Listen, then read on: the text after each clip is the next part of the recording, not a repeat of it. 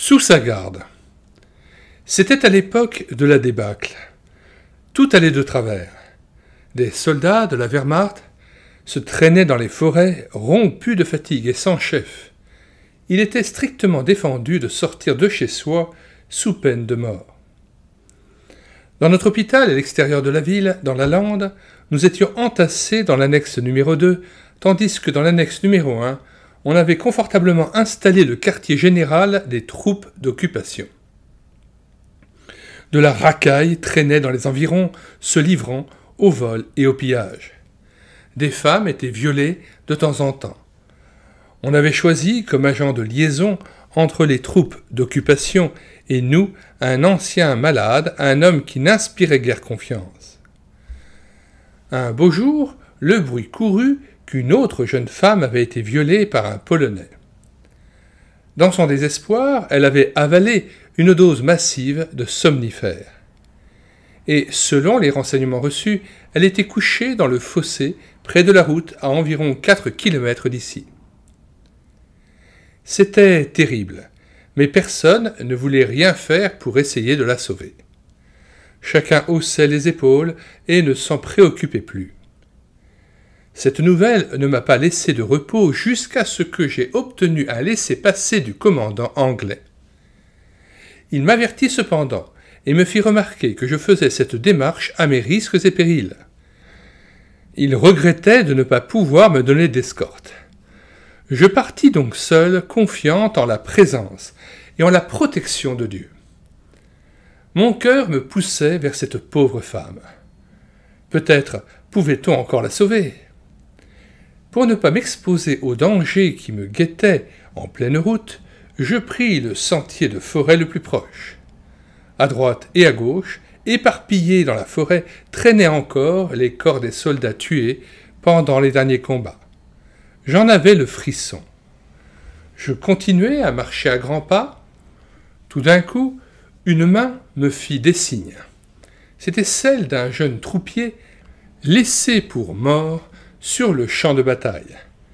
Il avait jeté son uniforme et voulait essayer de parvenir jusqu'à Hambourg où habitait sa mère. Que pouvais-je faire pour l'aider ? J'enlevai mon manteau, lui tendis mon foulard multicolore et continuai mon chemin. La forêt s'éclaircit. Il me fallut traverser la grande route. Et là, soudain, un gaillard de mauvaise allure me barra le passage. Je le vis faire disparaître un revolver dans la poche de son pantalon. Au premier abord, je pensais que mon cœur allait s'arrêter. Mais celui qui te garde ne sommeille point. Avec précision, la parole de Dieu s'adressait à moi. Et toute crainte, toute épouvante fut bannie.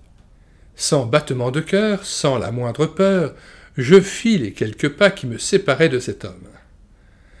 J'avais bien vu avec quels yeux avides il me dévisageait. Mais impossible de me sauver.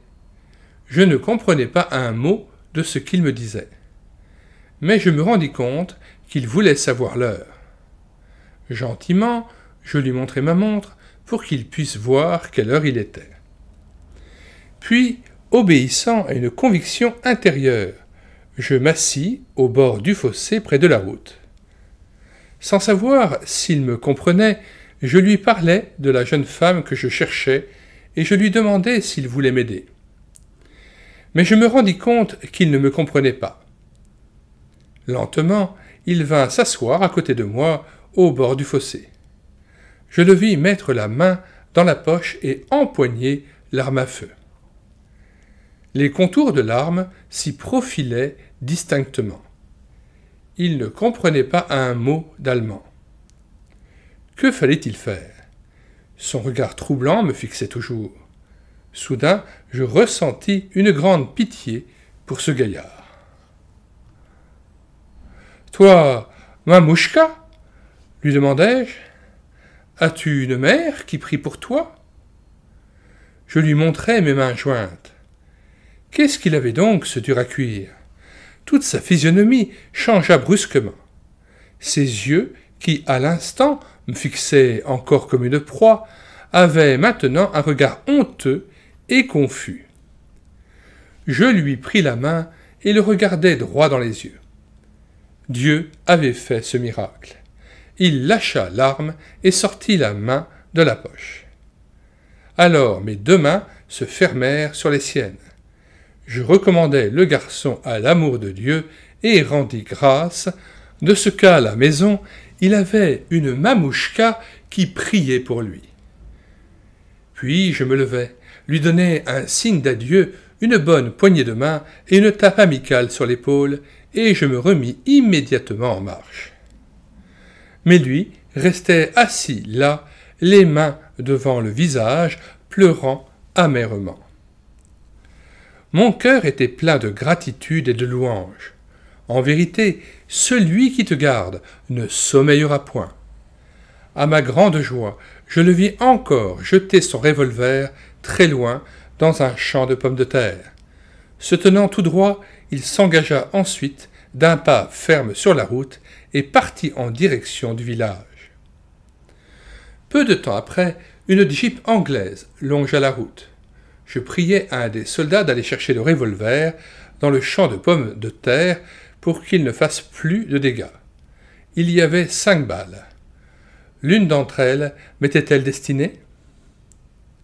Les soldats m'ont aidé à trouver la jeune femme et à la conduire à l'hôpital. Elle aussi fut sauvée. Et elle entra en service chez nous, car elle n'avait plus le droit de rentrer chez elle. L'enfant, un solide garçon, fut adopté par un couple de paysans aisés.